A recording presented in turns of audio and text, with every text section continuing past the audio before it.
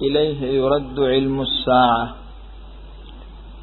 25ویں سپارے کا آغاز ہو رہا ہے اور یہ سورہ حمیم سجدہ کا آخری رکوع ہے۔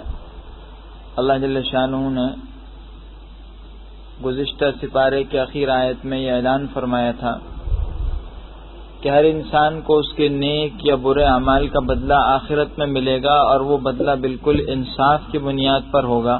وَمَا رَبُّكَ بِظَلَّامٍ لِّلْعَبِيدِ، آپ کا رب بندوں پر ظلم کرنے والا نہیں ہے۔ ایسا نہیں ہوگا کہ کسی نے کوئی نیک عمل نہ کیا ہو، وہ اس کے نام اعمال میں لکھے رہنے سے رہ جائے، یہ کسی اور کا گناہ اس کے نام اعمال میں آ جائے، ایسا نہیں ہوگا۔ اور یہ بھی نہیں ہوگا کہ اس نے کوئی کام کیا اور وہ موجود نہ ہو۔ اللہ کا نظام مستحکم اور پختہ ہے۔ بعد صورت جب اللہ کے یہاں عدل انصاف ہے اور عدل انصاف کی بنیاد پر ہی سارے فیصلے ہوں گے، تو ظاہر ہے وہ فیصلے قیامت کا دن ہوں گے، اس لیے اب قیامت کا ذکر کیا جا رہا ہے۔ الیہ یرد علم الساعہ، قیامت کا علم کا حوالہ اسی اللہ کی طرف کیا جاتا ہے۔ یعنی اللہ جل شانہ نے جزا و سزا کا بدلے کا ایک دن مقرر تو فرما دیا ہے، لیکن وہ دن کب آئے گا اور بدلے کا وقت کب ہوگا، اس کا یقینی علم صرف اللہ کو ہے۔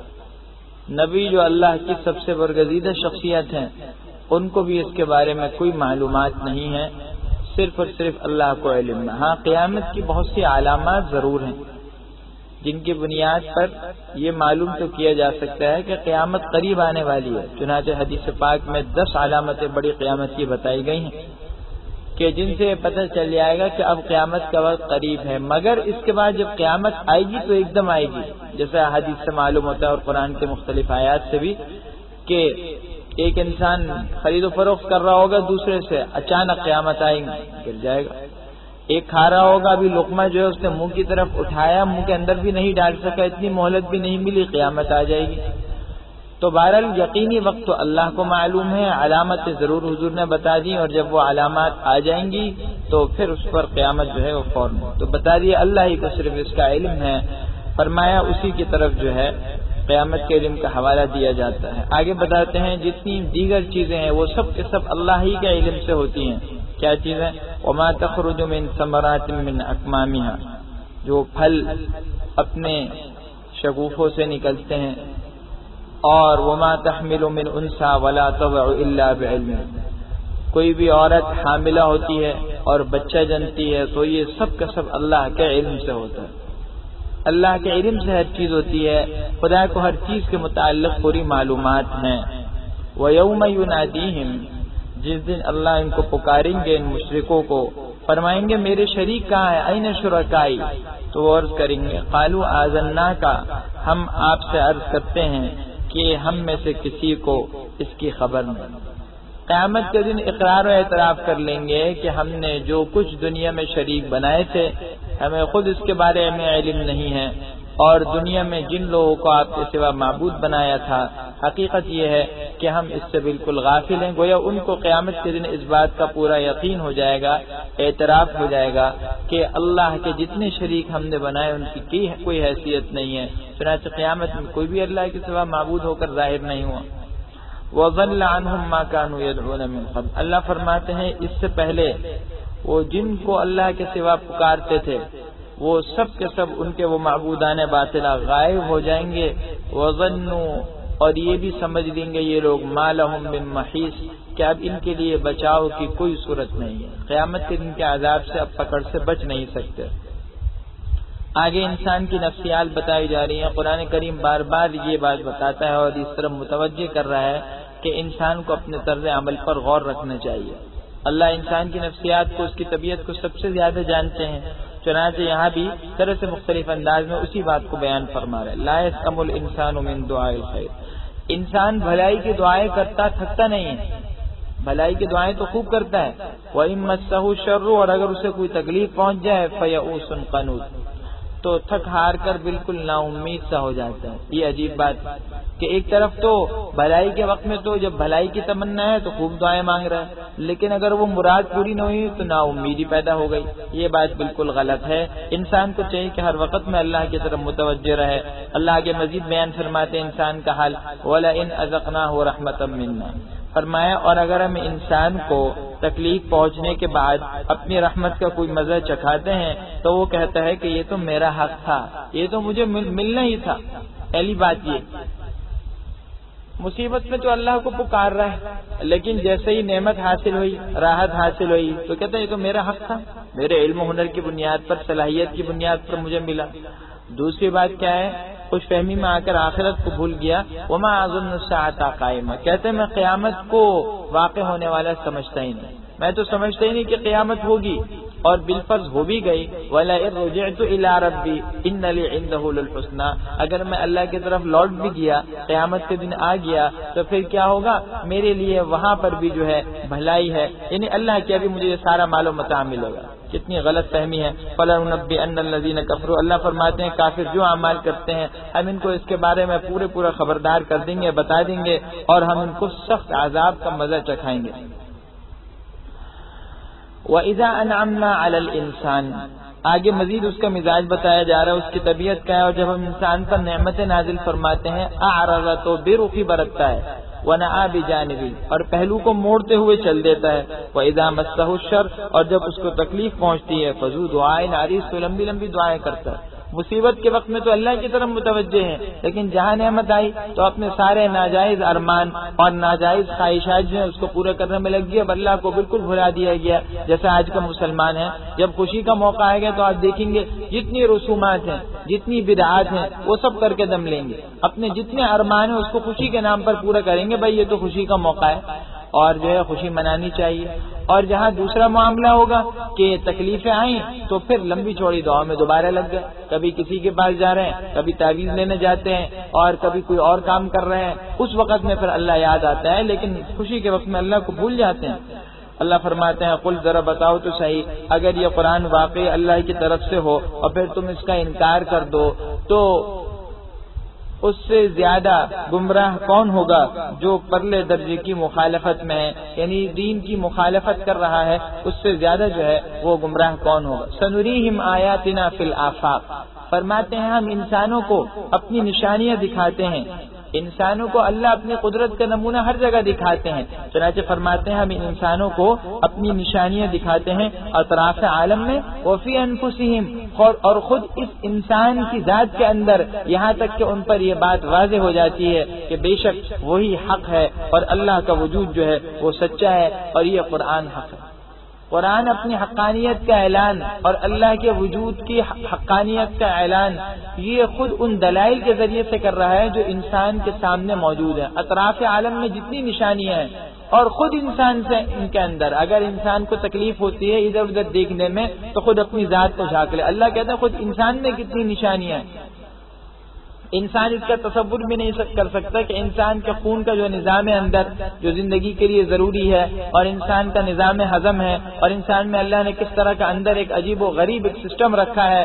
سائنس آج جو تحقیقات کرتی ہے اور بتاتی ہے کہ اعلی سماعت کے اندر کتنی قوتیں ہیں اور اس کے اندر کتنے باریک جال ہیں، اعلی بصارت کے اندر کیا کیفیت ہے، اللہ نے جو اس کے اندر روشنی رکھی ہے اس کی کیا رفتار ہے، بہرحال ایک عجیب و غریب نظام ہے اللہ کا پیچیدہ کہ انسان حیران ہو جاتا ہے۔ اور یاد رکھیے قرآن کریم اور دوسری تمام آسمانی کتابوں میں یقیناً فرق ہے کہ قرآن سب سے جامع کتاب ہے، پھر حضور صلی اللہ علیہ وسلم کا معجزہ جو قرآن ہے یہ دوسرے انبیاء کے معجزات سے اس حوالے سے ممتاز ہے کہ دوسرے انبیاء کو مادی معجزات ملے تھے۔ حضرت موسیٰ علیہ السلام کو عصا مل گیا جو اژدہا بن جاتا لاٹھی، اور ید بیضا ہاتھ نکالتے تو چمک جاتا۔ عیسیٰ علیہ السلام ہاتھ سے جو ہے مادرزاد نابینا کو اندھا کر دیا کرتے، مردے کو زندہ کر دیا کرتے تھے۔ اسی طرح سلیمان علیہ السلام کو بادشاہت ملی وغیرہ، لیکن قرآن کریم جو معجزہ ہے حضور کا ایک مادی چیز نہیں ہے، یہ علمی ہے، اور جتنی علمی تحقیقات بڑھیں گی، سائنسی تحقیقات میں جتنا اضافہ ہوگا، قرآن کا معجزہ ہونا اتنا زیادہ سے زیادہ ظاہر ہوتا چلا جائے گا۔ چنانچہ آج کے دور میں ایک زمانے میں تو تصور بھی اس بات کا نہیں ہو سکتا تھا کہ انسان چاند پر پہنچ جائے گا، لیکن آج یہ بات ممکن نظر آ رہی ہے اور ہو گیا، ایسے واقع ہو گئی۔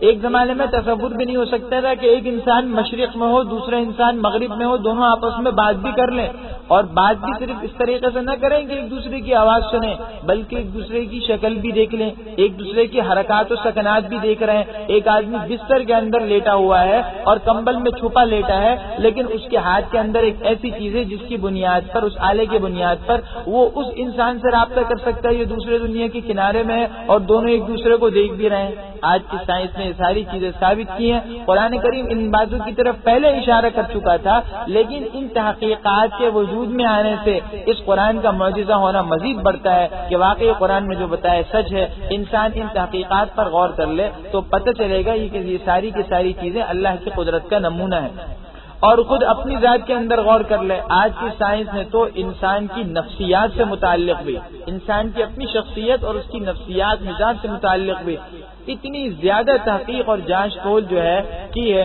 کہ جس کے نتیجے میں انسان حیران ہو جاتا ہے کہ یہ انسان خود کیا چیز ہے۔ انسان کو اللہ نے جو قوت دی، مثال کے طور پر صرف ایک دماغ کو دیکھ لیجیے، انسان حیران ہو جائے گا۔ عجیب بات ہے، آج کل بہت سے سائنسدانوں نے یہ نظریہ اب اٹھایا اور بہت سے سائنس کی کتابوں میں آ گیا ہے کہ یہ جو دنیا ہم دیکھتے ہیں، ہمیں ارد گرد کے جتنے مناظر نظر آتے ہیں، ان کی کوئی حقیقت نہیں ہے۔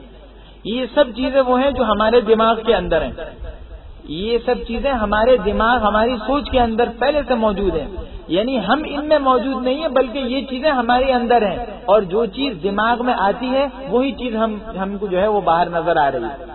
خیر، یہ ایک طویل نظریہ ہے، تو اگر اس موٹی سی بات کو ہم سنیں اور سوچیں تو اس سے پتہ چلے گا کہ قرآن نے جو کچھ کہا تھا کہ یہ سارا کا سارا جو ہے دنیا کیا ہے، ان کا نظام کھیل تماشا ہے، اللہ لہو و لعب، یہ دھوکے کا سامان ہے۔ یہ قرآن واقعی حق کہہ رہا ہے، بالکل یہی ہماری نظروں کا دھوکہ ہے۔ چند دن کی جو ہے یہ صرف رنگینیاں ہیں، یہ ساری چیزیں ختم ہو جائیں گی۔ بار صورت اطراف عالم کی جتنی نشانیاں ہیں، جتنی ایجادات ہیں، جتنی تحقیقات ہیں، اور خود انسان کی ذات، جب ہی علماء نے کہا کہ انسان کیا ہے، عالم صغیر ہے۔ جس طرح دنیا ایک عالم ہے، ایک جہان ہے، انسان خود ایک جہان ہے۔ انسان کے اندر جو ہے، مثال کے طور پر انسان کا سر ہے، انسان کا سر یوں سمجھیے کہ یہ دنیا میں جتنے نباتات ہیں، جتنی پیداوار ہے، اس کا ایک نمونہ ہے، گھاس پھوس کا، تمام سب مناظر کا ایک نمونہ ہے۔ انسان کی آنکھیں ہیں، یہ ان ایک چشموں کا نمونہ ہے کہ جن کے اندر پانی ہوتا ہے اور ان سے پانی بہتا ہے۔ اسی طرح انسان کے دیگر اعضاء ہیں، انسان کا منہ اس غار کے مانند ہے جو پہاڑ کے اندر ہوا کرتے ہیں۔ تو انسان کی ذات میں اللہ نے ساری دنیا کا نمونہ رکھ دیا، اور ساری دنیا کی چیزیں انسان کے اندر موجود ہیں، پھر بھی انسان غور نہیں کرتا۔ اللہ کہتے ہیں یہ نشانیاں ہم اس کو انسان کی ذات کے اندر ہی دکھا رہے ہیں، اور اس سے پتہ چلتا ہے کہ یہ قرآن حق ہے، اللہ کا وجود حق ہے۔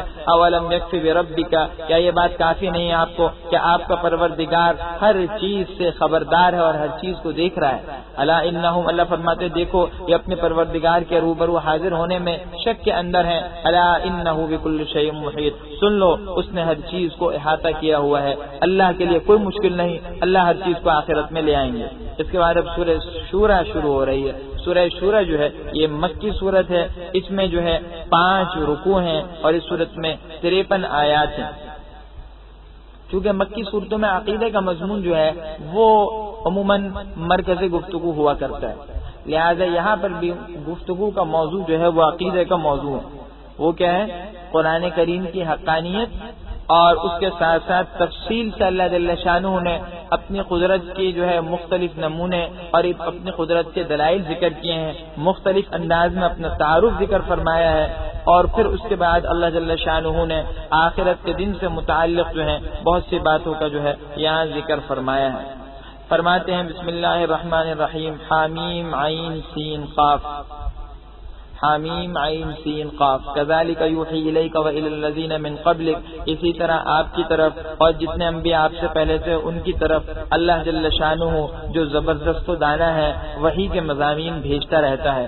لہو، اسی کے لیے ہے جو کچھ آسمانوں اور زمین میں ہے، اور وہ بلند و برتر اور بڑا ہے۔ تکاد السماوات، اس کی عظمت کی شان تو یہ ہے کہ قریب ہے کہ آسمان اوپر سے پھٹ پڑے، اور فرشتے اپنے پروردگار کی تعریف و پاکیزگی بیان کرتے ہیں، اور جو زمین سکون میں لوگ رہتے ہیں ان کے لیے استغفار و بخشش چاہتے رہتے ہیں. اللہ سن لو، بے شک اللہ جل شانہ وہ بخشنے والا مہربان ہے. والذین اتخذوا من دونہ اولیاء، اور جن لوگوں نے اللہ کے سوا اوروں کو کارساز بنا رکھا ہے، فرماتے ہیں اللہ حفیظ علیہم، اللہ جل شانہ ان سب کا نگہبان ہے، اللہ کو وہ سب یاد ہیں اور آپ ان پر داروغہ نہیں ہیں. آپ ان پر کوئی نگہبان داروغہ نہیں ہے، آپ کا کام تو پہنچا دینا ہے، باقی جو ہے ماننا نہ ماننا یہ ان کا کام ہے. وَكَذَلِكَ أَوْحَيْنَا إِلَيْكَ، اور اسی طرح ہم نے آپ کی طرف وحی نازل کیا ہے، کیا قرآن، یہ قرآن جو عربی زبان میں ہے، تاکہ آپ ڈرائیں ام القرى یہ مکہ مکرمہ کا نام ہے، تو آپ ڈرائیں مکہ مکرمہ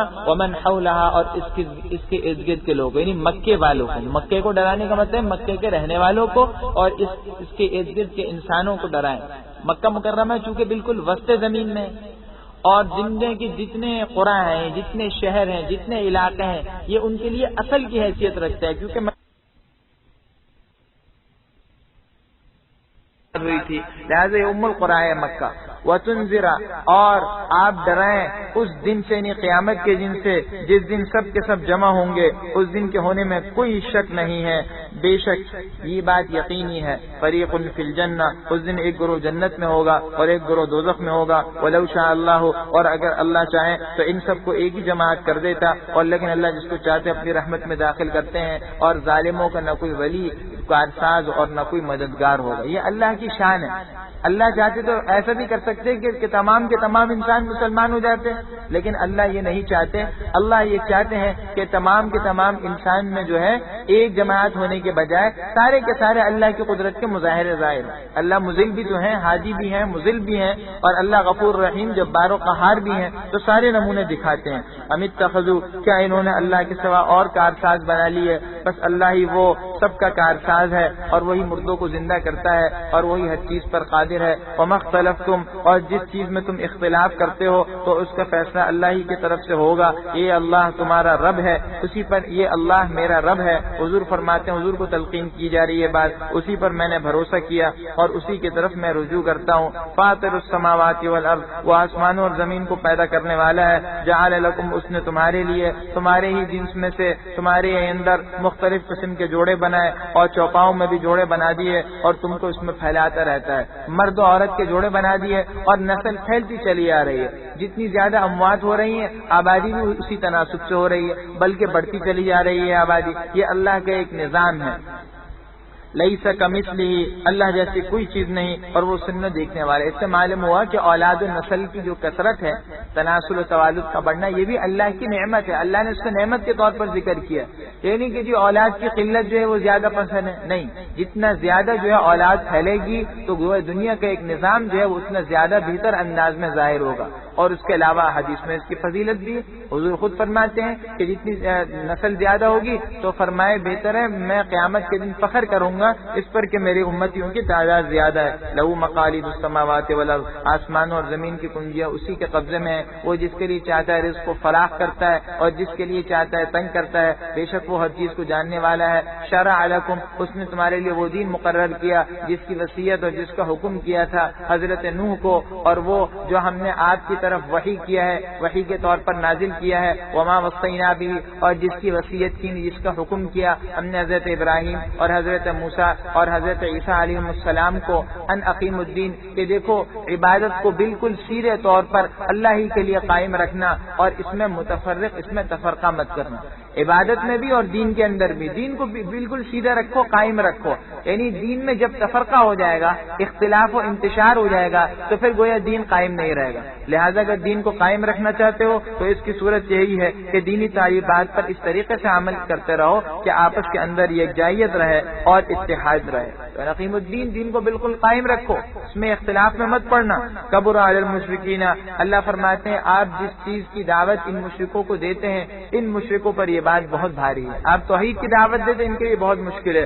اللہ یجتبی الیہ، اللہ جس کو چاہتا ہے اپنی طرف چن لیتا ہے، اور جو اللہ کی طرف رجوع کرتا ہے اللہ اس کو اپنی طرف جو ہے وہ ہدایت دیتے ہیں، ہدایت کا راستہ دکھاتے ہیں. دو صورتیں، ایک تو عام مومنین ہیں، ان کے لیے تو اللہ نے ہدایت کا نظام بنا. جو اللہ کی طرف رجوع کرے گا، اللہ سے مانگے گا اور محنت کوشش کرے گا، اللہ ہدایت دیں گے. لیکن کچھ ایسے بندے ہوتے ہیں جن کو اللہ چن لیتے ہیں، یہ اللہ کے مقربین بندے، خاص بندے، تو ان کے لیے تو خود بخود اللہ ایسا معاملہ کرتے ہیں کہ گویا وہ چنے ہوئے ہیں، لہٰذا پہلے سے ان کا انتخاب ہوتا ہے۔ اس بنا پر وہ لوگ جو ہیں اللہ کے ایسے چنے ہوئے بندے ہیں کہ وہ جتنے اعمال کرتے رہتے ہیں ان کے مراتب میں اضافہ ہوتا رہتا ہے۔ آگے فرمایا وما تفرقوا، اور ان لوگوں میں جو تفرقہ اور اختلاف ہوا یہ اس کے بعد ہوا کہ ان کے پاس علم یعنی حق بات آ چکی تھی اور صرف آپس کی ضد کی بنا پر یہ اختلاف ہوا۔ حق آ گیا، اللہ نے تمام انبیاء کو دین حق بھیجا تھا اور کہا تھا تفرقہ مت کرنا، پھر اختلافات میں پڑ گئے لوگ۔ ولولا کلمۃ، اور اگر آپ کے پروردگار کی طرف سے ایک وقت مقرر تک کے لیے بات طے نہ ہو چکی ہوتی تو پھر کیا ہوتا، ان کے درمیان فیصلہ ہو جاتا، کیونکہ اللہ کی طرف سے ایک وقت مقرر ہے عذاب کا، اور یہ بات طے ہے کہ دنیا میں عذاب نہیں آ رہا، اس لیے اللہ جل شانہ ان پر عذاب نہیں بھیج رہا ہے۔ وَإِنَّ الَّذِينَ، اور وہ لوگ جو ان کے بعد کتاب کے وارث ہوئے ہیں یہ اس کتاب کے بارے میں ایسے شک کے اندر مبتلا ہے جو الجھن میں ڈالنے والا ہے۔ فَلِذَلِكَ فَادْعُوا، اللہ فرماتے ہیں اپنے نبی کو، یہ قرآن کریم کی جامع ترین آیتوں میں سے ہے۔ بعض علماء نے کہا ہے کہ اس ایک آیت میں 10 جملے ہیں اور ہر جملے کے اندر ایک حکم ہے، تو یہ آیت 10 احکام پر مشتمل ہے۔ آیت الکرسی کے بعد یہ قرآن کی سب سے زیادہ جامع ہے۔ آیت الکرسی میں بھی 10 جملے ہیں اور 10 احکام، 10 مضامین ہیں، اور قرآن کی اس آیت کا بھی یہی معاملہ ہے۔ فَلِذَلِكَ فَادْعُوا، ایک بات اللہ فرماتے ہیں اسی دین کی طرف آپ سب لوگوں کو دعوت دیتے رہیں۔ دوسری بات وَاسْتَقِمْ كَمَا أُمِرْتَ، جیسا آپ کو حکم ہو اس دین پر بالکل قائم رہیے۔ تیسری بات آپ ان کی خواہشات کی پیروی مت فرمائیے۔ چوتھی بات، اور آپ یہ کہہ دیجیے کہ اللہ نے جو کتاب اتاری ہے میں اس پر ایمان رکھتا ہوں۔ پانچویں بات فرمائیے اور مجھے حکم ہوا اس بات کا کہ میں تمہارے درمیان انصاف کے ساتھ فیصلہ کروں۔ چھٹی بات اللہ ربنا وربکم، دیکھو میں تو اعلان کرتا ہوں توحید کا، اللہ ہمارا بھی رب ہے اور تمہارا بھی رب ہے۔ ساتویں بات لنا اعمالنا ولکم اعمالکم، ہمارے اعمال ہمارے لیے اور تمہارے اعمال تمہارے لیے ہیں۔ لا حجت بیننا وبینکم، یہ آٹھویں بات کہ ہمارے اور تمہارے درمیان اب کوئی جھگڑا اور تکرار نہیں۔ جب کوئی مخالف دین کا ضد اور عناد پر اترا ہے اور کوئی بات ماننے کو تیار نہ ہو تو پھر اس کے ساتھ یہ انداز اختیار کرنا چاہیے، اس کو کہہ دیا جائے کہ بھائی ہم تم سے کسی بحث میں نہیں پڑتے، جو تم عمل کرو گے تمہیں وہ بھگتنا پڑے گا اور ہم جو کرتے ہیں ہم اس پر بھگتیں گے۔ اب زیادہ بات کرنا یہ اختلاف کو اور انتشار کو اور مزید جو ہے فتنے کو جنم دے گا۔ نئی بات فرمائی اللہ یجمع بیننا، اللہ جل شانہ قیامت میں ہم سب کو جمع کر دیں گے۔ اور 10ویں بات یہ فرمائی وَإِلَيْهِ الْمَصِيرُ، اور لوٹنا اسی کی طرف ہے۔ وَالَّذِينَ يُحَاجُّونَ فِي اللَّهِ، اور جو لوگ اللہ کے بارے میں جھگڑتے ہیں اس کے بعد کہ مؤمنوں نے اللہ کی بات کو قبول کر لیا، من بعد ما استجیب له، اللہ کی بات قبول کر لی گئی، لوگوں نے اللہ کو مان لیا، تو اس کے بعد کہ لوگوں نے اللہ کو مان لیا ہے، اللہ کو خدا مانا، پھر بھی لوگ جھگڑا کرتے ہیں، تو حجتهم داحضۃ عند ربهم، ان کے پروردگار کے نزدیک ان کی دلیل بالکل بیکار اور بالکل بونگی ہے، بالکل کمزور دلیل ہے۔ وعلیہم، اور ان پر اللہ کا سخت غضب اور ان کے لیے سخت عذاب ہے۔ اللہ الذی، اللہ ہی تو ہے جس نے اس کتاب کو برحق اتارا اور حق کے ساتھ اتارا، والمیزان، اور ترازو یعنی انصاف کا حکم بھی نازل فرمایا ہے، وما یدریک، اور آپ کو کیا خبر کہ شاید قیامت بالکل قریب ہو۔ یستعجل بها الذین لا یؤمنون بها، جو اس پر ایمان نہیں رکھتے وہ اس کو جلدی طلب کرتے ہیں، اور جو لوگ ایمان رکھتے ہیں ایمان والے ہیں وہ اس سے ڈرتے ہیں اور جانتے ہیں کہ اس کا آنا یقینی ہے، قیامت بالکل سچی بات ہے۔ اللہ فرماتے ہیں سن لو، وہ لوگ جو قیامت کے بارے میں جھگڑا کر رہے ہیں وہ دور کی گمراہی میں جا پڑے۔ جو لوگ قیامت پر ایمان نہیں لا رہے وہ تو ڈھیٹ ہیں اور وہ کہتے ہیں جلدی آ جائے، لیکن جن کو قیامت کی حقیقت پتہ ہے اور پتہ ہے کہ واقعی قیامت آئے گی اس پر یقین ہے، تو ان کو پتہ ہے کتنی ہولناک چیزیں وہ ڈر رہے ہیں، وہ ایمان نہیں رکھتے۔ تو بات یہ جیسے سانپ ہوتا ہے، بچہ تو سانپ کو فوراً لے گا کیونکہ اس کو پتہ ہی نہیں ہے کہ سانپ کے اندر کیا جو خاصیت ہے، سانپ کے کیا نقصانات ہیں، اور بڑا جو ہے وہ ڈرے گا، سانپ سے بھاگے گا۔ تو ان کافروں کو پتہ ہی نہیں کہ قیامت کا کیا حال ہے، اس کی ہولناکیاں کیا ہے، اس وجہ سے جری ہو کر اس کو طلب کر رہے ہیں۔ اللہ لطیف بعبادہ، اللہ اپنے بندوں پر مہربان ہے، وہ جس کو چاہتا ہے رزق دیتا ہے، اور وہ قوی، زور والا اور زبردست ہے۔ اللہ کی طرف سے رزق مقرر ہے، جس کو چاہتا ہے رزق دیتا ہے۔ بڑے والے نے فرمایا کہ اس آیت کو 70 مرتبہ صبح اہتمام کے ساتھ پڑھا جائے، تو جو آدمی 70 مرتبہ صبح کے وقت میں اہتمام کے ساتھ جو اس آیت کو پڑھے گا، اس کا معمول رکھے گا، اللہ کی طرف سے اس کے لیے رزق کی فراخی ہوگی۔ من کان یرید حرث الآخرہ، جو شخص آخرت کی کھیتی کا طلبگار ہے اس کو ہم اس میں سے دے دیں گے اور خوب بڑھا کر دیں گے۔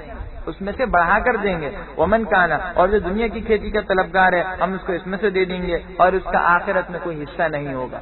دیکھو اگر دنیا چاہتے ہو کسی عمل سے، جیسا کہ آج کے مادہ پرست لوگ کر رہے ہیں، محنت خوب کر رہے ہیں، تحقیقات کر رہے ہیں، لیکن مقصد صرف کیا ہے؟ دنیا کو مسخر کرنا، دنیا پر حکومت کرنا، دنیا کو اپنے قابو میں کرنا مقصد ہے. تو چونکہ صرف دنیا کی حکومت مقصد ہے، اللہ کہنا دنیا دیں گے، چنانچہ ان کو دنیا ملی ہوئی ہے. بظاہر دنیا کا نظام ان کے پاس ہے، بادشاہت ہے اور دوسرے وسائل سارے حاصل ہیں، لیکن آخرت میں کوئی نہیں ہے. جیسی آنکھیں بند ہوئی ساری کی ساری محنت ختم. اور اس کے برخلاف دوسرا معاملہ دیکھیے کہ جو مومن ہے وہ محنت کر رہا ہے آخرت کے لیے، نیک اعمال اور تقوی کی بنیاد پر جو محنت ہو رہی ہے، تو وہ آخرت کی کھیتی ہے، وہ ملے گی اور بہت بڑھ کر ملے گی، جس کا تصور نہیں ہو سکتا. 700 گنا بلکہ اس سے بھی زیادہ ملے گا. اور مومن کو اللہ آخرت سے پہلے دنیا میں بھی دیتے ہیں. اللہ جو ہے وہ غیور ہے، ایسا نہیں کہ کسی کو ادھار پر ٹالے، نقد بھی دیتے ہیں. تو یہ مومن کامیاب ہے کہ اس کو آخرت سے پہلے دنیا کی عزت بھی مل رہی ہے. اور یہ جو ہے اس کے لیے آخرت میں کوئی حصہ نہیں ہے. ام لہم شرکاء، کیا ان کے کئی شریک ہیں جنہوں نے ان کے لیے وہ دین مقرر کیا ہے کہ جس کا اللہ نے حکم نہیں دیا؟ کیا ان کے شریکوں نے جن کو خدا کے سوا یہ پوچھتے ہیں کیا کوئی نیا دین مقرر کیا ہے؟ ولولا کلمۃ الفصل، اللہ کہتے ہیں اور اگر فیصلے کے دن کا وعدہ نہ ہو چکا ہوتا تو ان کے درمیان دنیا ہی میں فیصلہ کر دیا جائے. چونکہ بات طے ہو چکی ہے کہ فیصلہ آخرت میں ہوگا تو اس لیے ابھی ڈھیلے، ورنہ دنیا ہی میں فیصلہ ہو جاتا. وان الظالمین، اور بے شک جو ظالم ہے ان کے لیے دردناک عذاب ہے. ترى الظالمین، آپ قیامت کے دن دیکھیں گے کہ وہ ڈرے ہوئے ہوں گے ان اعمال سے جو انہوں نے کیے، اور وہ یہ اس کا وبال قیامت میں ان اعمال کا وبال ان پر واقع ہو کر نازل ہو کر پڑے گا. دنیا میں تو جلدی طلب کر رہے ہیں، مذاق اڑا رہے ہیں، لیکن آخرت میں معاملہ دوسرا ہوگا. اور ایمان والوں کو معاملہ بالکل الٹ ہے. دنیا میں قیامت سے ڈر رہے ہیں، لیکن آخرت میں کیا نعمت ہے؟ والذین آمنوا، جو لوگ مؤمن ہیں اور نیک کام کرتے رہے وہ بہشت کے باغات میں ہوں گے، ان کے لیے وہ ہوگا جو وہ چاہیں گے ان کے رب کے پاس. بے شک یہ بہت بڑا فضل ہے. ذالک الذی، اللہ فرماتے ہیں یہی وہ انعام ہے جس کی اللہ خوشخبری دیتے ہیں اپنے ایمان والے اور نیکوکار بندوں کو. قل، آپ فرما دیجئے کہ میں تم سے اس کام پر کوئی معاوضہ نہیں مانگتا. یہ دین کا کام جو اس پر میں تم سے کوئی محنت نہیں مانگتا، کوئی عوض، کوئی پیسے نہیں مانگتا. الا المودۃ فی القربى، مگر سوائے کس کے؟ قرابت کی، رشتہ داری کی، محبت کے. میں اتنا خیال کر لو کہ تم میرے رشتہ داروں، کیونکہ قریش جو تھے مشرکین مکہ، ان میں مختلف قبائل تھے اور حضور صلی اللہ علیہ وسلم کا عرب کے قریش کے ہر قبیلے سے تعلق تھا، ہر قبیلے سے خاندانی تعلق ہے. تو حضور کو کہا جا رہا ہے کہ آپ یہ کہہ دیجئے میں اس تبلیغ پر تم سے کوئی صلہ نہیں مانگتا، لیکن کم سے کم اتنا ہے کہ تم میرے رشتہ دار ہونے کا تو خیال کر لو. رشتہ داری کی بنیاد پر کم سے کم اتنا کرو کہ اگر بالفرض ایمان نہیں لاتے تو روڑے اور تم مت اٹکاؤ اور مجھے کوئی نقصان تو مت پہنچاؤ. ومن یقترف حسنۃ، اور جو کوئی نیکی کرے گا ہم اس کے لیے اس میں ثواب بڑھا دیں گے. بے شک اللہ بخشنے والا قدردان ہے. ام یقولون افترا، کیا یہ کہتے ہیں کہ اس پیغمبر نے خدا پر جھوٹ باندھ لیا ہے؟ اللہ فرماتے ہیں اگر اللہ چاہے تو آپ کے دل پر مہر لگا دے. حضور کو کہا جا رہا ہے کہ دیکھیے یہ کلام آپ کی طرف نہیں، اللہ کی طرف سے. اگر اللہ چاہے تو آپ کے دل پر مہر لگا دیں بالفرض اگر آپ جھوٹ بولیں. نبی کیسے جھوٹ بول سکتے ہیں؟ تنبیہ کی جا رہی ہے کہ کسی انسان میں یہ ضرورت نہیں ہے کہ اللہ پر جھوٹ بولے. وَيَمْحُ اللَّهُ الْبَاطِلَ، اور اللہ جھوٹ کو مٹا دیتے ہیں اور حق کو اپنی باتوں سے ثابت کر دیتے ہیں، اپنی مختلف باتوں سے یعنی دلائل سے اور مختلف انداز میں حق کو واضح فرما دیتے ہیں. بے شک وہ سینے کی اور دلوں کی بات کا علم رکھنے والا ہے اور ان سے بخوبی واقف ہے. وَهُوَ الَّذِي، اور وہی تو ہے جو اپنے بندوں کی توبہ کو قبول کرتا ہے اور برائیوں سے یعنی گناہوں سے درگزر کرتا ہے اور جانتا ہے ان کاموں کو جو تم کرتے ہو.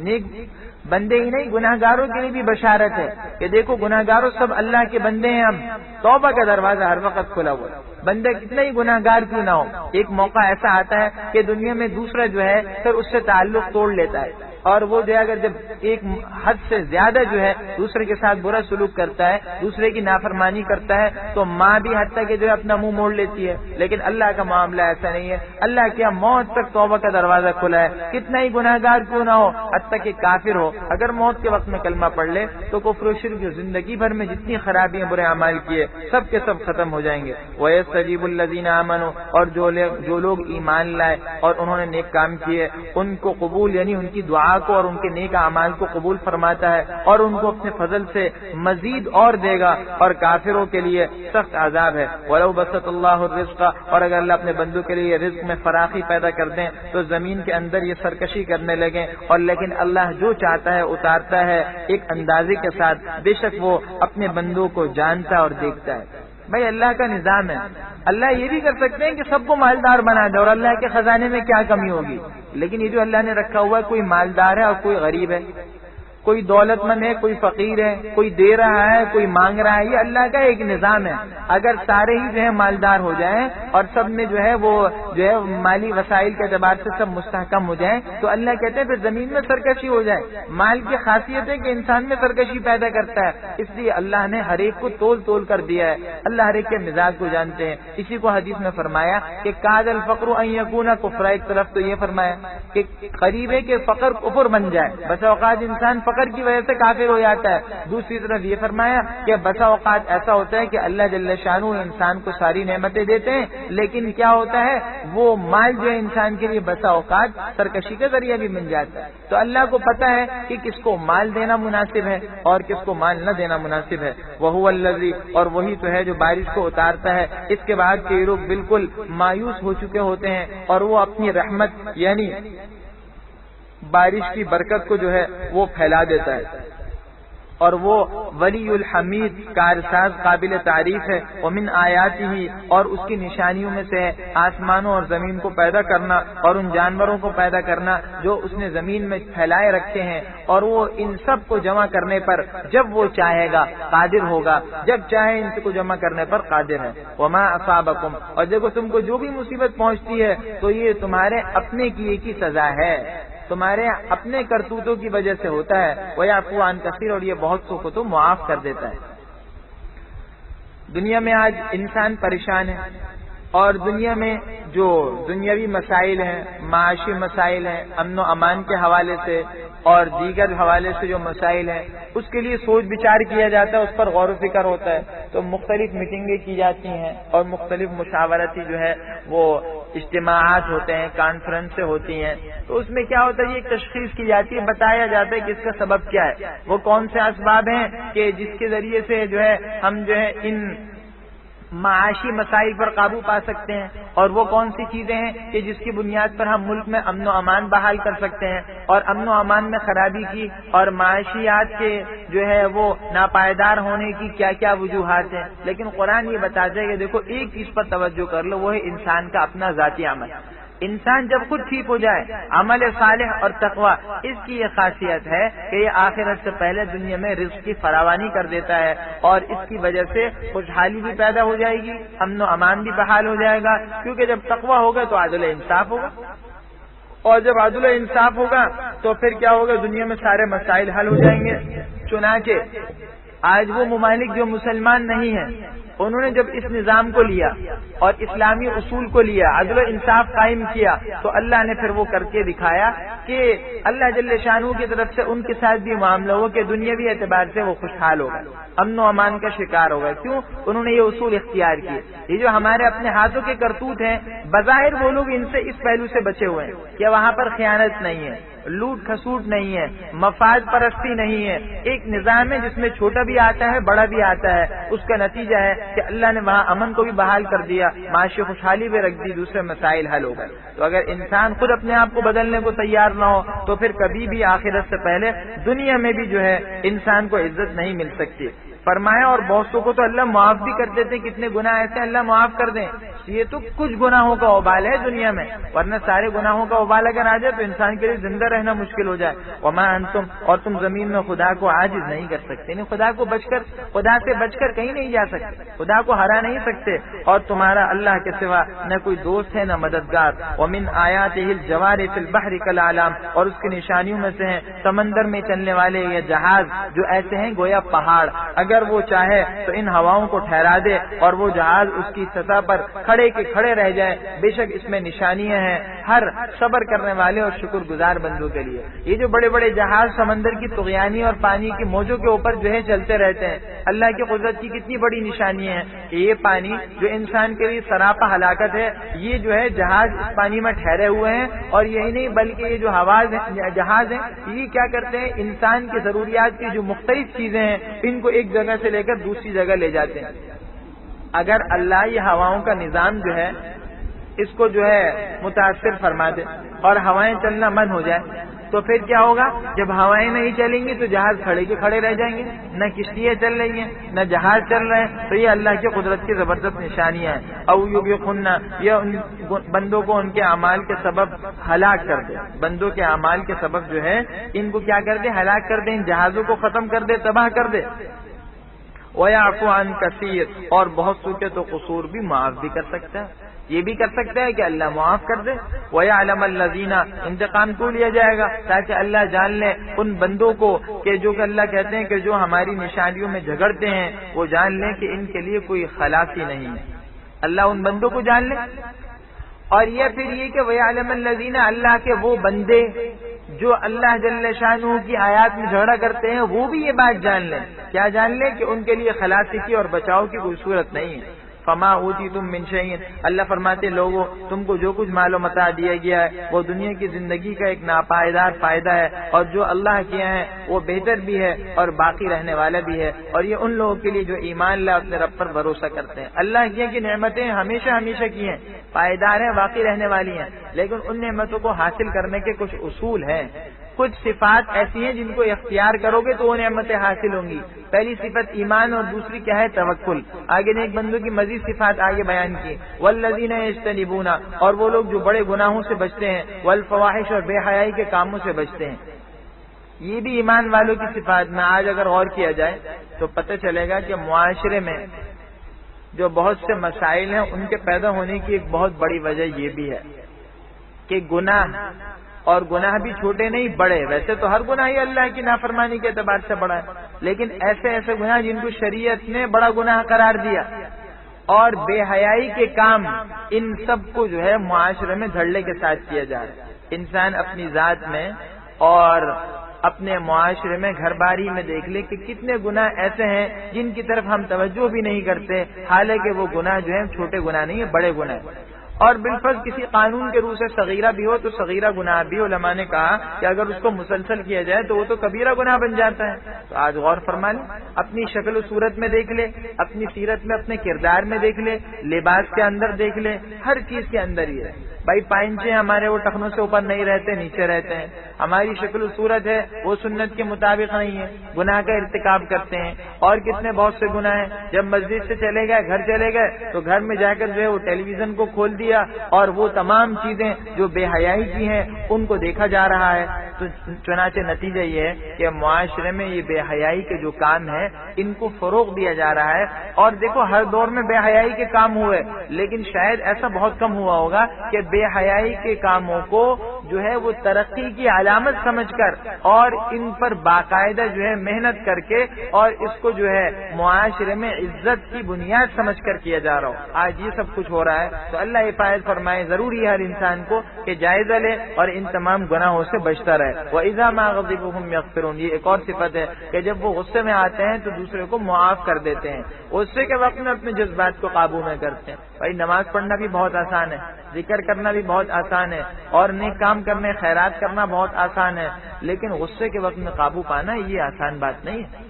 کسی کو آگے کہا یہ ہمت کے کاموں میں ہے, جیسے کہ آگے آئے گا, یہ آسان نہیں ہے. چنانچہ خود حدیث میں لیس الشدید بالسرعہ, پہلوان وہ نہیں جو دوسرے کو پچھاڑ دے, انما الشدید الذی یملک نفسه عند الغضب, فرمایا پہلوان تو ہے جو غصے میں اپنے آپ کو قابو میں رکھے. بھائی مد مقابل جتنا زیادہ طاقتور ہوگا تو آپ جتنے طاقتور کو گرائیں گے اتنے بڑے پہلوان کہلائیں گے. اور غصے کے وقت میں اپنے نفس جو ہے اس پر قابو پانے سے زیادہ جو ہے کوئی مشکل کام نہیں ہے. تو انسان کا نفس سب سے زیادہ طاقتور ہے, خصوصاً جبکہ وہ غصے میں ہو تو وہ تو بفرے ہوئے شیر کی طرح ہوتا ہے. اس کو اس وقت میں قابو پا لیا جائے اور اس وقت میں اس کو لگام ڈال دی جائے, اس کا مطلب یہ کہ یہ انسان سب سے زیادہ باہمت و طاقتور ہے. والذین استجابوا لربہم، اور وہ لوگ جو اللہ جل شانہ کی پکار پر لبیک کہتے ہیں اور اپنے پروردگار کا فرمان قبول کرتے ہیں اور نمازوں کی پابندی کرتے ہیں اور ان کے احکام آپس کے مشورے سے ہوتے ہیں، مشورے کا اہتمام کرتے ہیں، یہ سنت ہے۔ مشورے کے بڑے فائدے ہیں، چنانچہ حدیث میں آیا کہ ما ندم من استشار وما خاب من استخار، کہ جس نے کبھی مشورہ لیا وہ ناکام نہیں، پشیمان نہیں ہوا، اور جس نے استخارہ کیا وہ محروم و ناکام نہیں ہوا۔ تو مشورہ کرنے کے ایک بہت بڑا فائدہ ہوتا ہے کہ انسان بعد میں پشیمانی سے بچ جاتا ہے، بالخصوص جبکہ ایسا کام ہو جو کوئی اہم کام ہے، زندگی میں بہت سے اہم مراحل آتے ہیں، تو اس مشورے کا فائدہ یہ ہوگا کہ بہت سے ایسے پہلو سامنے آ جائیں گے جو نہیں تھے۔ حتیٰ کہ حضور جو سب سے بڑے ہیں اللہ کے نبی، وہ بھی صحابہ سے مشورہ کیا کرتے، حالانکہ حضور پر تو اللہ کی طرف سے وحی آ رہی ہے، نہیں حضور پھر بھی مشورہ کر رہے ہیں، کیوں؟ اس کی وجہ وہی اللہ نے خود کہا وشاورہم فی الامر، آپ مشورہ کیجئے تاکہ قیامت تک کے انسانوں کے لیے سنت پا جائے اور یہ بات ہو جائے کہ بھئی مشورہ کرنا جو ہے یہ سنت ہے۔ وَمِمَّا رَزَقْنَاهُمْ، اور جو مال ہم نے ان کو دیا اس میں سے وہ خرچ کرتے ہیں، وَالَّذِينَ، اور اللہ کے وہ بندے کہ جب ان پر ظلم و زیادتی ہوتی ہے تو پھر وہ بدلہ بھی لیتے ہیں، وَجَزَاءُ سَيِّئَةٍ، اور برائی کا بدلہ جو ہے وہ یہ ہے کہ اسی جتنی برائی ہو، یعنی جب بدلہ لیتے ہیں تو بدلے میں پھر ایک حد تک رہتے ہیں، جتنا ظلم ہوا اسی کے مطابق بدلہ لیتے ہیں، ایسا نہیں ظلم ہو جائے تو پھر بدلہ لیتے ہوئے کیا کریں، جذبات میں آگے بڑھ کر جو ہے وہ دوسرے کے ساتھ ہر قسم کا ایسا معاملہ کریں جو وہ ظلم تک پہنچ جائے، پھر یہ ظالم ہو جائے گا۔ لہذا اعتدال میں رہتے ہیں، ایک حد تک بدلہ لیتے ہیں۔ فمن عفا واصلح، لیکن دیکھو بھائی بدلہ لینا بھی جائز ہے، اس کی اجازت ہے، مگر عزیمت تو یہی ہے، افضل تو یہی ہے کہ بدلہ نہ لیا جائے۔ چنانچہ ارشاد فرماتے ہیں کہ جو معاف و درگزر کر دے اور معاملے کو درست کر دے تو اس کا اجر اللہ کے ذمہ ہے۔ معاف کرنے والا اور نیکوکاری کرنے والا اس طریقے سے کہ معاملے کے اندر صلاح فلاح پیدا کر دے، دوسرے کو درگزر کر کے معاملے کو سلجھا دے، تو وہ جو ہے اس کو اللہ کے یہاں بڑا اجر ہے۔ انہو، بے شک اللہ ظالموں کو پسند نہیں فرماتے۔ ولمن انتصر، اور جو شخص ظلم کے بعد بدلہ لے، یعنی اس پر کسی نے ظلم کیا وہ اب ظالم سے بدلہ لے رہا ہے، اللہ فرماتے ہیں یہ اللہ کے وہ بندے ہیں، یہ وہ لوگ ہیں کہ ان پر کوئی الزام نہیں، ان کو قصوروار نہیں ٹھہرایا جائے گا، بدلہ لینے کا حق ہے، لیکن انما السبیل، الزام تو ان لوگوں پر ہوگا کہ جو لوگوں پر ناحق ظلم کرتے ہیں اور ملک میں ناحق فساد پھیلاتے ہیں، ظالم اور مفسدین پر الزام ہے۔ اولئک، یہی وہ لوگ ہیں جن کے لیے دردناک عذاب ہے۔ تو بدلہ لے رہا ہے تو اس کی اجازت ہے، لیکن بہتر پھر بھی وہ یہ صبر کرے۔ چنانچہ پھر فرمایا وَلَمَنْ صَبَرَ وَغَفَرَ، اور جو صبر کرے اور معاف کرے تو فرمایا إِنَّ ذَلِكَ لَمِنْ عَزْمِ الْأُمُورِ، یہ ہمت کے کام ہے، یہ کرنے کے کام ہے اور یہ بلند ہمتی کی بات ہے، افضل یہی ہے۔ وَمَن يُضْلِلِ اللَّهُ، اور جس کو اللہ گمراہ کر دیں تو اللہ کے بعد اس کا کوئی ولی اور دوست نہیں۔ اور آپ دیکھیں گے ظالموں کو کہ جب وہ عذاب دیکھیں گے تو یہ کہیں گے کہ کیا دنیا میں جانے کی پھر دوبارہ لوٹنے کی کوئی صورت ہے؟ وَتَرَاهُمْ، اور آپ ان کو دیکھیں گے کہ جب وہ دوزخ کے سامنے لائے جائیں گے تو ذلت سے عاجزی کرتے ہوئے چھپی نگاہ سے دیکھ رہے ہوں گے۔ وقال الذین آمنوا، اور ایمان والے کہیں گے کہ حقیقت میں خسارے میں وہی لوگ ہیں جن نے آج اپنے آپ کو، اپنی جانوں کو اور اپنے گھر والوں کو خسارے میں ڈالا۔ اللہ فرماتے ہیں الا، سن لو، بے شک ظالم لوگ ہمیشہ رہنے والے عذاب میں ہیں۔ وما کان لہم، اور ان کا کوئی حمایتی نہیں ہوگا کہ وہ ان کی مدد کریں اللہ کے سوا، اللہ کے سامنے کوئی ان کی مدد نہیں کر سکے گا، اور جس کو اللہ گمراہ کرے تو اس کے لیے پھر کوئی ہدایت کا راستہ نہیں۔ استجیبوا لربکم، اپنے پروردگار کا حکم قبول کر لو، من قبل، اس سے پہلے کہ اللہ کی طرف سے ایسا دن آئے جو ٹلنے والا نہیں ہے۔ ما لکم من ملجأ یومئذ، اس دن تمہارے لیے کوئی پناہ کی جگہ بھی نہیں ہوگی، اور اس دن تم سے گناہوں کا انکار بھی نہیں بن پڑے گا، انکار بھی نہیں کر سکو جو گناہ ہوگا۔ فإن أعرضوا، اللہ فرماتے ہیں اگر یہ بے رخی برتیں اور منہ پھیر لیں تو ہم نے آپ کو ان پر نگہبان بنا کر نہیں بھیجا، آپ کے ذمہ تو صرف احکام پہنچا دینا ہے، آپ غم نہ کریں، آپ احکام پہنچا دیں، یہ نہ مانے ان کی قسمت ہے۔ وَإِنَّا إِذَا أَذَقْنَا الْإِنسَانَ، اور جب ہم انسان کو اپنی طرف سے رحمت کا یعنی خوشحالی کا مزہ چکھاتے ہیں تو وہ اس سے خوش ہو جاتا ہے، اور جب اس کو کوئی تکلیف پہنچتی ہے اس کی وجہ سے، انہی کے ہاتھوں کی کرتوتوں کی وجہ سے، تو پھر کیا ہوتا ہے، انسان ناشکرا ہو جاتا ہے، بے شک انسان پھر بڑا ناشکرہ بن جاتا ہے۔ للہ ملک السماوات والارض، تمام بادشاہت آسمانوں اور زمین کی اللہ ہی کی ہے۔ یخلق ما یشاء، وہ جو چاہتا پیدا کرتا ہے۔ یہب لمن یشاء اناثا، یہ بھی اللہ کا نظام ہے، جس کو چاہتا ہے وہ لڑکیاں دیتا ہے اور جس کو چاہتا ہے لڑکے دیتا ہے۔ او یزوجہم، یا ان کو بیٹے اور بیٹیاں دونوں عنایت فرماتا ہے، اور جس کو چاہتا ہے بے اولاد کر دیتا ہے۔ بے شک وہ جاننے والا قدرت والا ہے۔ بھائی اولاد کیا بھی اللہ کا ایک نظام ہے، اللہ جس کو چاہے اولاد دے، لہٰذا یہ سمجھنے کہ اللہ کے علاوہ کوئی اور اولاد دے گا، یہ غلط۔ کسی پیر کے پاس جانا یہ سمجھ کر کہ وہ اولاد دینے والا ہے، اس کی قبر پہ سجدہ کرنا، اس کے گرد چکر لگانا یا طواف کرنا، یہ سب وہ باتیں ہیں جس کی وجہ سے انسان ایمان کے دائرے سے بھی نکل جاتا ہے بسا اوقات۔ لہٰذا اس سے احتیاط کی جائے، یہ سمجھ لینا چاہیے کہ اولاد دینے والی ذات اللہ ہے، اور اللہ کا معاملہ ہے جس کے ساتھ جو چاہے کرے۔ فرمایا جس کو چاہے لڑکی دے اور جس کو چاہے لڑکا دے اور جس کو چاہے دونوں دے اور جس کو چاہے کچھ نہ دے، عقیمہ کچھ بھی نہ دے۔ تو یہ اللہ کا نظام ہے، کسی کو لڑکا ہی دے رہے ہیں، کسی کو لڑکی دے رہے ہیں، کسی کو دونوں دیا اور کسی کو کچھ بھی نہیں دیا۔ سارے وسائل ہیں، ارب پتی آدمی ہے، سب کچھ ہے، اولاد کو ترس رہا ہے۔ اللہ کی مصلحتوں کو کوئی جانتا نہیں ہے، اسی کو کہا انہ علیم قدیر، وہ قادر بھی ہے، دے سکتا ہے، لیکن وہ مصلحتیں جانتا ہے، لہذا جو چاہتا ہے جس کے مطابق معاملہ کرتا ہے۔ وما کان لبشر، اور کسی بندے کے لیے اختیار میں یہ بات نہیں ہے، ان یکلمہ اللہ، کہ اللہ اس سے بات کرے، الا وحیا، مگر الہام کے ذریعے نہیں، براہ راست اس کے دل میں بات ڈالی جائے، او من وراء حجاب، یا پردے کے پیچھے سے۔ تیسری صورت بتائی او یرسل رسولا، یا کوئی فرشتہ بھیج دے تو خدا کے حکم سے وہ فرشتہ جو چاہے القا کرے، بے شک وہ اللہ جاننے والا اور حکمت والا۔ یہ تین صورتیں ہیں وحی کی۔ کسی انسان کو اللہ جل شانہ اگر کوئی پیغام دیتے ہیں تو ان تین صورتوں کے ذریعے سے، اور یہ کون ہوتے ہیں؟ اللہ کے پیغمبر کہلاتے ہیں جن کے ساتھ یہ معاملہ ہوتا ہے۔ تو کسی سے اللہ براہ راست بات نہیں کرتے، ہاں یہ صورتیں ہوتی ہیں تین۔ ایک صورت یہ ہوتی ہے کہ وحی، یعنی اللہ کی طرف سے براہ راست نبی کے دل میں کوئی بات آ جائے، جو نبی کے دل میں جو بات براہ راست آئے گی اللہ کی طرف سے، وہ بھی وحی ہے، یعنی وہ بھی حجت ہے اور اس پر عمل کیا جائے گا۔ دوسری صورت یہ رسول ابھی زمانے میں اور اس شخص کو کہتے ہیں اس کو کوئی پیغام دے کر بھیجا ہے، تو مطلب کیا ہے؟ فرشتے کو بھیجے اور فرشتے کے ذریعے سے وحی نازل، جیسے عموماً ہوتا تھا، جبریل امین تشریف لاتے تھے وحی لے کر اور اللہ کے نبی کو وحی سنا دیا کرتے تھے۔ اور تیسری صورت یہ من وراء حجاب، نبی سے اللہ براہ راست بات کریں لیکن حجاب ہو درمیان میں، اللہ کے نور کے حجابات ہیں جو اللہ بہتر جانتے ہیں، لیکن بعض صورت حجاب کے پیچھے سے بات ہوتی ہے۔ اب چنانچہ معراج کے موقع پر جناب رسول اللہ صلی اللہ علیہ وسلم کو یہ شرف حاصل ہوا، اور جو ہے اس کے علاوہ اس دنیا میں حضرت موسیٰ علیہ السلام کو یہ شرف حاصل ہوا، کوہ طور پر موسیٰ علیہ السلام نے اللہ سے براہ راست ہم کلامی کی۔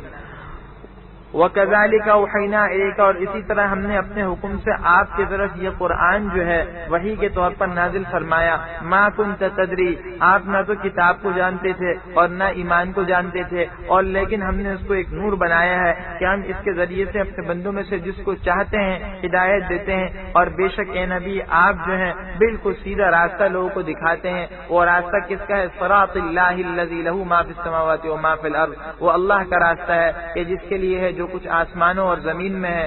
اللہ سن لو، اللہ ہی کی طرف تمام امور لوٹ کر جاتے ہیں، اللہ ہی کی طرف امور لوٹتے ہیں، اور اللہ قیامت میں ان کے درمیان فیصلہ کریں گے۔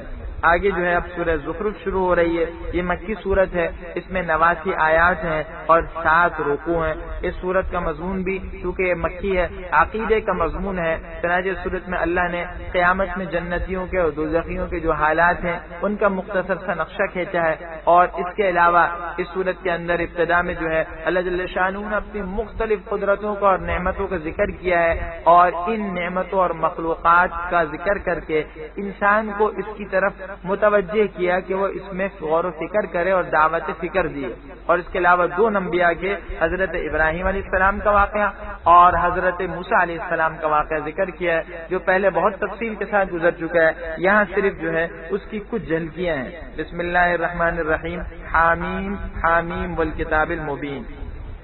حامیم اس کو کہتے ہیں حروف مقطعات، میں نے جیسا کیا تھا یہ حوامیم 7 میں سے یہ صورت بھی ہے، وہ 7 صورتیں جن کی ابتدا حامیم سے ہو رہی ہے۔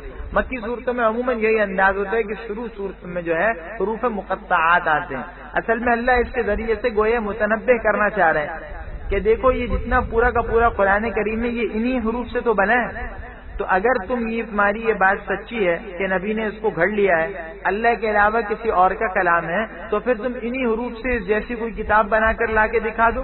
لیکن آج تک کوئی ان حروف سے اس جیسی کتاب لانے کی ضرورت نہیں کر سکا، حالانکہ فصاحت میں، بلاغت میں، جامعیت میں، سنجیدگی میں اس قرآن کریم کا جو رتبہ ہے وہ ہر آدمی جانتا ہے. تو اہل عرب بھی فصیح و بلیغ تھے لیکن کوئی ضرورت نہیں کر سکا. تو یہ اس بات کی علامت ہے کہ قرآن واقعی اللہ جل شانہ کی کتاب ہے جو ہر پہلو میں بندوں کی کتاب سے اور بندوں کے کلام سے ممتاز امتیازی شان رکھتی ہے.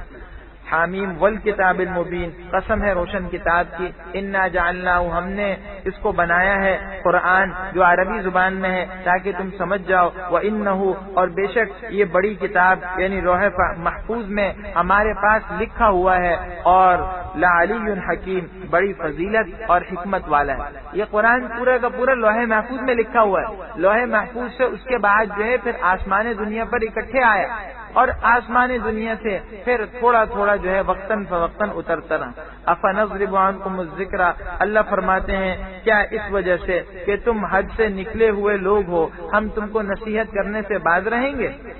تم کتنے ہی حد سے تجاوز کرو، کفر و سرکشی میں بڑھتے رہو، اللہ فرماتے ہیں ہم تم کو نصیحت کرتے رہیں گے. یہ اللہ پاک کی غایت مہربانی ہے. وَكَمْ أَرْسَلْنَا، اور ہم نے پہلے بھی کتنے پہلے لوگوں میں کتنے ہی پیغمبر بھیجے، بہت سے انبیاء بھیج دیے. وَمَا يَأْتِيهِمْ، اور ان کے پاس کوئی پیغمبر نہیں آتا تھا مگر وہ اس کے ساتھ مذاق کیا کرتے تھے، اس کا مذاق اڑایا کرتے تھے. اللہ کہتے ہیں فَأَهْلَكْنَا، چنانچہ ہم نے ان لوگوں کو ہلاک کر دیا جو ان سے بھی زیادہ سخت ہے طاقت میں اور قوت اور پکڑنے میں.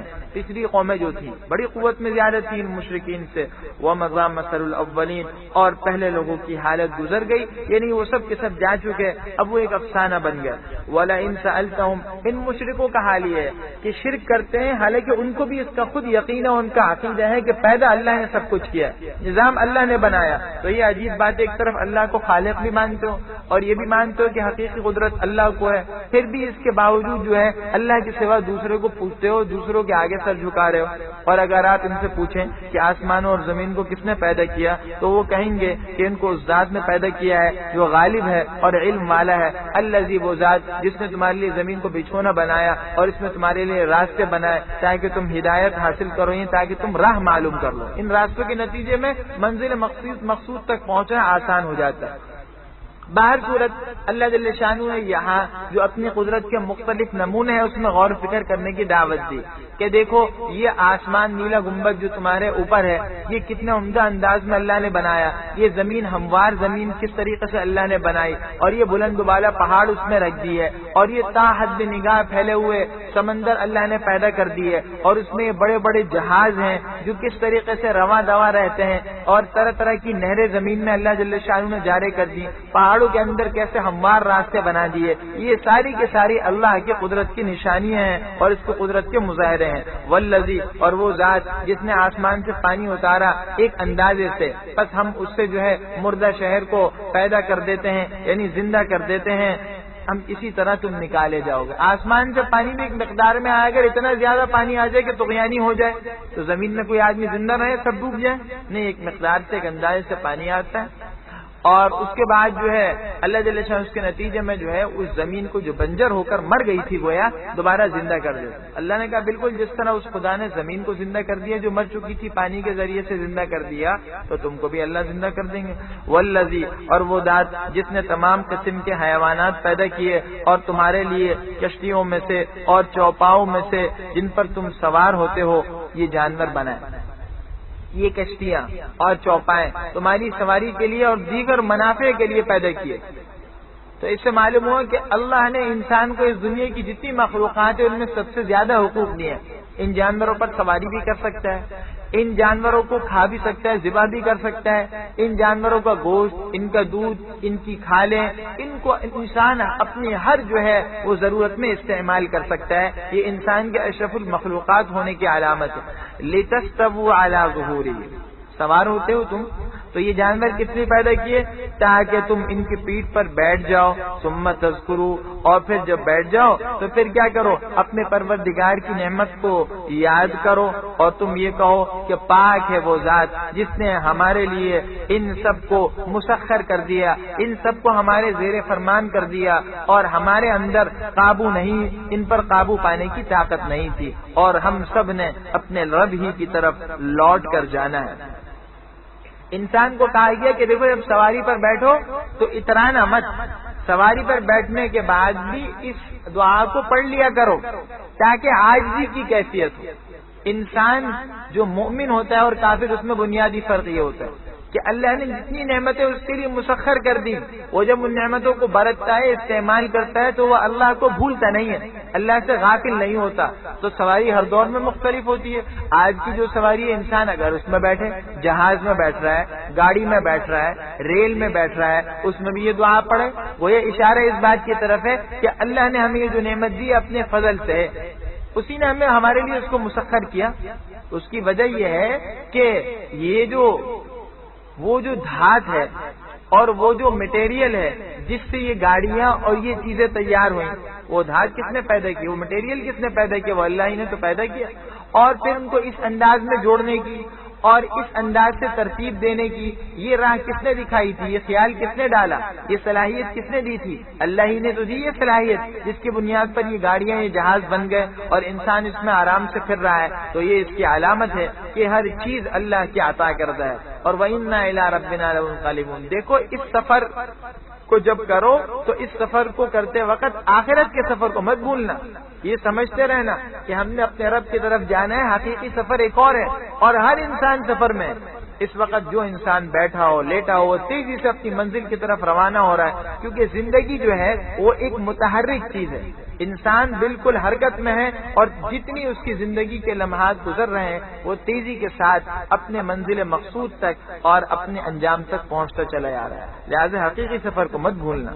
وَجَعَلُوا لَهُ، آگے مشرکین کا ذکر کیا جا رہا ہے کہ شرک کتنی بڑی حماقت اور ناشکری کی بات ہے۔ ایک طرف اللہ کے یہ انعامات ہیں، دوسری طرف اللہ کے مقابلے میں کن چیزوں کو گھڑ لیا اور کن چیزوں کو پیدا کیا، اور انہوں نے اس کے بندوں میں سے اس کے لیے اولاد مقرر کی۔ بے شک انسان کھلم کھلا ناشکر ہے۔ اللہ کے لیے اولاد مقرر کی ان میں سے جو اللہ کے بندے ہیں، وہ کیا؟